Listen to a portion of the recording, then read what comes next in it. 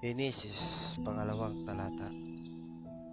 At nayari ang langit at ang lupa, at ang lahat na natatanaw sa mga iyon.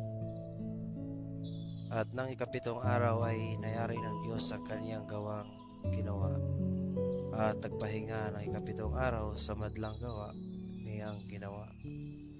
At binasbasa ng Diyos ang ikapitong araw at kaniyang ipinangilid, sapagkat siyang ipinagpahinga ng Diyos sa madlang gawang kaniyang nilikha at ginawa.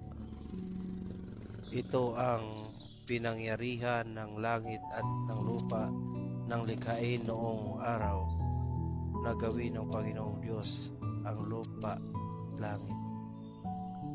At wala pa sa lupang kahoy sa parang, at wala pang anumang pananim na tumutubo sa parang, sapagkat hindi pa pinapaulanan ng Panginoong Diyos ang lupa, at wala pang taong magbukid ng lupa.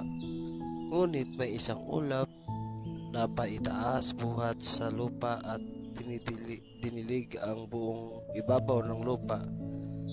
At nilalang ng Panginoong Diyos ang tao sa labok ng lupa at hiningan ng kaniyang mga butas ng ilong ng hininga ng buhay, at ang tao ay naging